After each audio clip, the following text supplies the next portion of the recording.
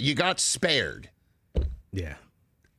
Which is not the way that you want to come out on a day like today and use phrases like that.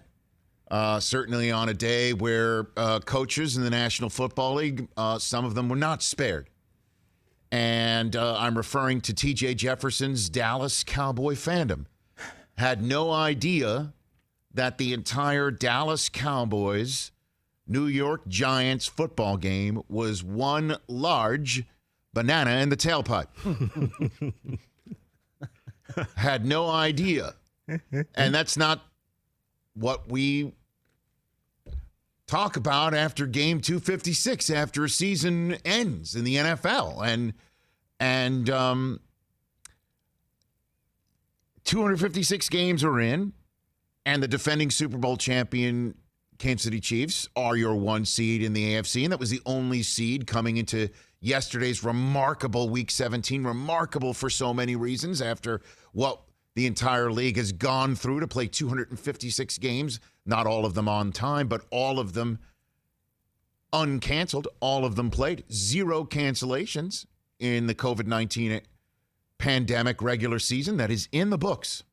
Signed, sealed, and delivered. With tons of action yesterday that was up in the air. With the exception of the one seed in the AFC. That one was done. So that's why Chad Henne started, and everybody else in the Kansas City Chiefs didn't play pretty much on offense. But everything else was up for grabs. 2 seed needed to be secured by either Buffalo or Pittsburgh. The 5 10-win teams in the AFC that entered yesterday, we all knew that only 4 of them would make it. One of those 10-win teams is going to be left at home. That was all up in the air and needed to land. In the NFC, the 1 seed was up for grabs. We had no idea who was going to be the 7 seed. Could it be Kyler Murray? Could it be Mitchell Trubisky? Could it be John Wolford and the Los Angeles Rams? We did not know if even Tampa Bay, with the way that Brady was playing all season long, and certainly the way that Brady was playing in the last couple of weeks, we did not know, despite him throwing nearly 700 yards of passing in 4 quarters, in his last 4 quarters, if he was going to be the 5 seed. Did not know that. Did not know if Seattle or New Orleans could pull out the 1 seed if Green Bay lost. Didn't know any of that. At one point yesterday, in the late window games, it was 21-16 Green Bay. It was 35-31 Houston over Tennessee. That game was crazy. It was a 1-score, 20-14 lead, Indianapolis over Jacksonville. That was one snapshot. It was 18-7. Rams over Cardinals, but Kyler Murray, who was out after the first series, comes limping back into the game hoping to pull his own Willis Reed for the Arizona Cardinals. So the Arizona Cardinals playoff life was on the line.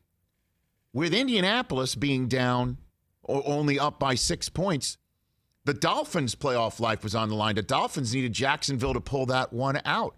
Indianapolis, that snapshot in time, over the span of just a couple of minutes that were about to unfold, would either miss the playoffs entirely or win the AFC South and have a home playoff game. And you know how Indianapolis likes hanging those division title banners. That one's just for you, Chris, after the Patriots season did not finish. Thank you, Rich. As well as you had hoped, despite the win over the Jets. But that was all up in the air in the balance. Tennessee could either win a division and host a playoff game or have to go to Buffalo. That was up in the air. In that game, a 2,000-yard rushing season was up in the air. Derrick Henry had yet to crack that remarkable milestone that he did, in fact, crack. And Green Bay hadn't yet to secure the 1 seed. And Chicago didn't know if Arizona was going to come back and win. They had yet to seal their playoff spot. All the pieces did land, and the competitive juices are flowing. The juices are flowing. We're like, okay, that was amazing. We've got game 256. Let's settle down and see how the NFC East plays out. because we just watched the Cowboys and Giants spill their guts out over 3.5 hours in MetLife Stadium. Buck and Aikman, a team for the NFL on Fox calling a game. Andy Dalton and the Cowboys coming in on a winning streak. The Giants hadn't won in 3 straight games. Daniel Jones and Joe Judge wanting to finish things out and have that position where the winner of this game had an opportunity to get in if Philadelphia could beat the Washington football team on Sunday Night Football.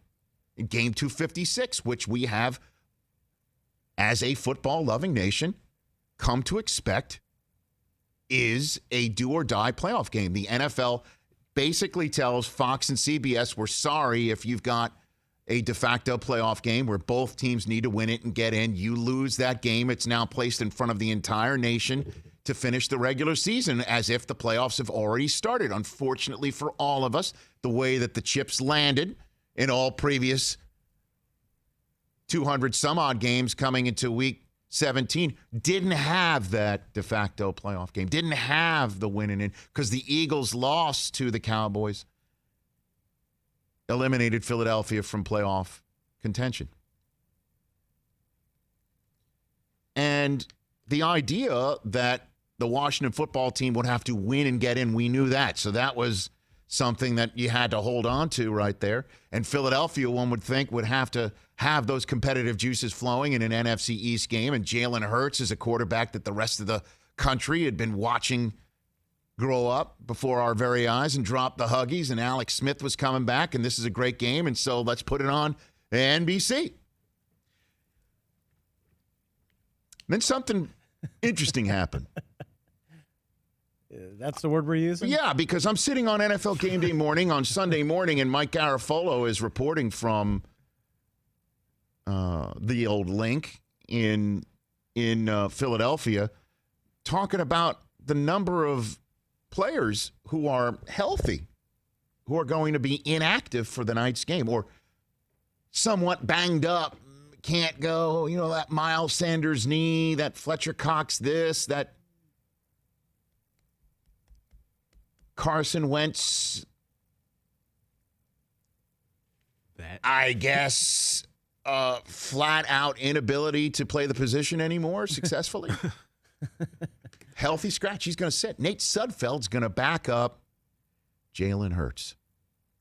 Okay. DNP CD. What does this mean? What does this mean? What do we make of all of this? Jalen Hurts comes out. Washington football team takes a nice 10-point lead, and I thought this is a wrap. U-Haul's kind of backed up for the Philadelphia Eagles. They had put all these folks inactive, and then all of a sudden Jalen Hurts started doing Jalen Hurts things like running two in. And the Eagles are doing some fascinating things like having Greg Ward throw a pass. I mean, they're uncorking a lot of stuff here. They're uncorking a lot of stuff. We're seeing some exotic football, okay? And we're thinking, okay, this is a game, and we got a game, and it's halftime. And so, again, you got Greg Ward throwing a pass, former Houston quarterback, and you got former Alabama, then Oklahoma quarterback, and Jalen Hurts, who's running two in, and then you got the former Virginia Tech quarterback catching passes as a terrific now tight end for Alex Smith. Absolutely. And Logan Thomas. And this is just all over the map. And this one last half of football, let's celebrate this remarkable COVID season with a game that really matters for the Washington football team. And the Giants are sitting at home. And then all of a sudden, Jalen Hurts has got a 4th and 4, down 3, 17-14, chip shot, field goal to tie. No, let's go and throw it in the end zone in what wound up being a bit of a fire drill, hot garbage mess. And that's when you had to start smelling something, especially when Hurts didn't throw another pass, didn't take another snap the rest of the game. Nate Sudfeld comes trotting in, down 3. Guy hasn't taken a snap in 3 years. Guy hasn't taken a snap in 3 years. He's a third stringer. We shouldn't be laughing. No, but this is what am I spitting facts or am I not? Okay, well, 100%. So now, and he's not only coming into a game, He's coming into a highly competitive game, whole country watching game, important game for opponent, important game for rival sitting in New Jersey, important game for fans sitting at home. Our juices are flowing. We just watched that whole day unfold. Here we go. And now it's Sudfeld time against a true grown-ass man, beast of a defensive pass rush. Bro. Freak of nature unicorn in Chase Young. Hey. GAM. OMG, is Chase Young all that plus biscuit? So let's throw Nate Sudfeld in there. And, didn't work out. Could have told you that. Didn't work out. And it's not like Sudfeld was a 7th round draft choice you just had. Okay. He's been around the program, been around the block. He's been there. So seen some things. Now we have a new phrase in the NFL for tanking. It's called, we need to see what we've got in Nate Sudfeld. It's a mouthful. It's a lot. It's a mouthful. It's a lot. It's a mouthful. Admittedly. Can't fit it on a t-shirt, bumper sticker. Have to see what we've got in Nate Sudfeld. Hey. And thus, game 256 was instantly turned into preseason game number 4. And it stunk. It absolutely stunk. It stunk for, obviously, Giants fans and the Giants. It stunk for all fans. It stunk for the Eagles players. Poor Jalen Hurts. Spilling his guts out. Trying to win a game. It's his team, right? Yeah. It's his team. You have handed the team to him. You have told the team, this is our guy. After you said that I can't turn to him because it means the season's over, which is what Doug Peterson said about a month ago before he was forced to turn to Hurts because Wentz became so unusable. But the Eagles had to tell Jalen Hurts, you're sitting, because despite deactivating everybody, the Eagles had a chance to win this game. And when it all came down to it, the difference between picking 6th overall and 9th overall, which is what the difference was for the Eagles, became way too more important than finishing the job in the name of being competitive in the National Football League. That's the honest truth. Now, the Eagles have since said they wanted to see a chance to win. They believe in Wentz. It's what basically what Peterson said last night. It's what Peterson and Howie Roseman, the GM and VP of all the operations and grocery shopping there in Philadelphia, said today. Be that as it may, the difference between picking 6th and 9th, that's what it was about. Period. End of story.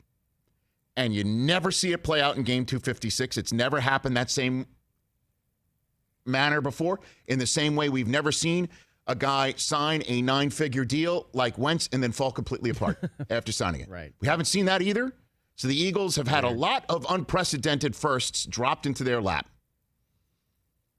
And they handled the first one by turning to Hurts, trying to win a division with him. When it didn't work out, they tried to be as competitive as they possibly could until they just couldn't take being competitive anymore for the sake, and sacrificed it on the altar of their own draft choice. 6 and 9, the difference between drafting 6th and 9th overall. And I will say this, to be consistent, I will say this, it stunk on ice to see. It just was so difficult to swallow as a fan sitting there. Stunk on ice. But when the Eagles are on the clock in April, 6th overall instead of 9th, they're not going to care. They're going to take that 6th overall pick and laugh all the way to signing this kid and hopefully take him to the bank, the link. And that's the truth. And that's, to be consistent, what I wanted my Jets to do.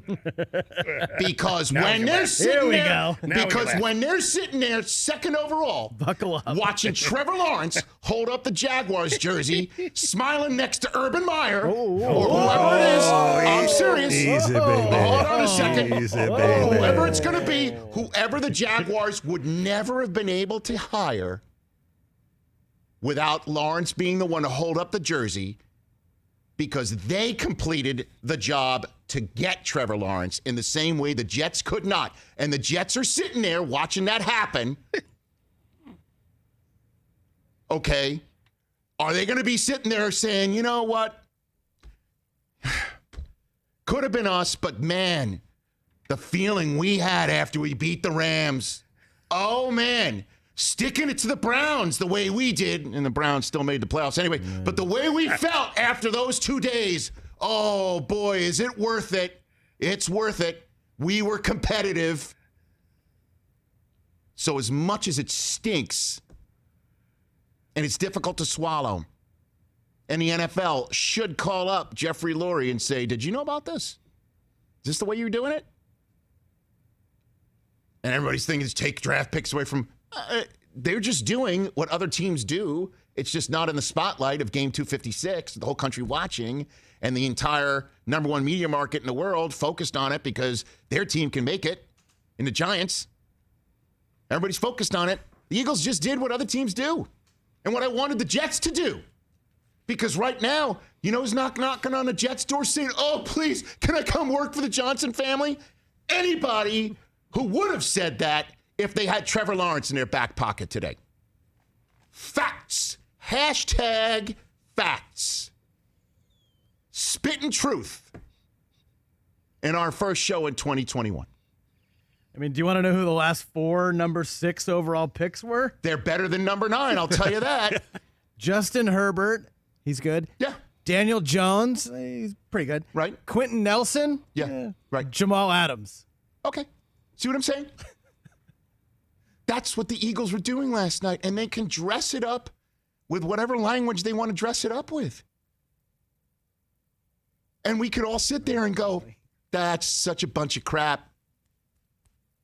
And then they'll go home and they'll kiss their families, hug them because that's their number one team, and then go back to work if Jeffrey Lurie doesn't allow them to work still there, and say, get ready for number 6. Which is better than number 9. Better than number 9. How are the Jets feeling today? As Schefter's tweeting out how the Jaguars have the best job available for any coach. And that's a fact. A fact. You can bring your own GM. I know the owner, Shad Khan, said today he had roster control all season and he intends to keep it. Not if he wants Urban. And if Urban or whoever comes with their GM and $100 million in cap space and Trevor Lawrence and no state tax to take out of your paycheck, that's the job you're taking.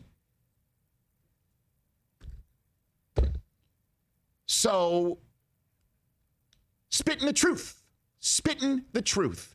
Stunk to watch last night on Sunday Night Football. Stunk to high heaven. It was awful in terms of watching a competition and wanting to pay off a season with celebrating the fact that we got through. We're competing as much as we can, even though we're in a pandemic. We're going to go do that. And the team says, you know what? We're taking a knee on that concept in the fourth quarter of a game that means so much to the opponent as well as the New York Giants. And in the name of our own organization choosing 6th overall as opposed to 9th, we are taking a knee, and we need to see what we've got in Nate Sudfeld, which is the new phrase for tanking. It's a mouthful.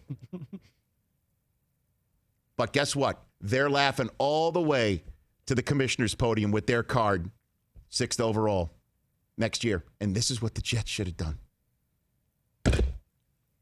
That said, how about that Justin Fields throwing 6 touchdowns, huh? How about that kid? How about that kid? Whew. Boy, is he looking good. O-H. Hey now. Uh-huh. O-H-E-T-S. Jets. Oh, Hets. Oh, Hets. I mean, he took a shot to the ribs, and then he had that little kind of like fadeaway 60-yard bomb. Performance. It was pretty nice. What a performance. He balled out. Oh. Pretty nice. Hey, you watched all the way to the end. Thanks for that. Watch more right here.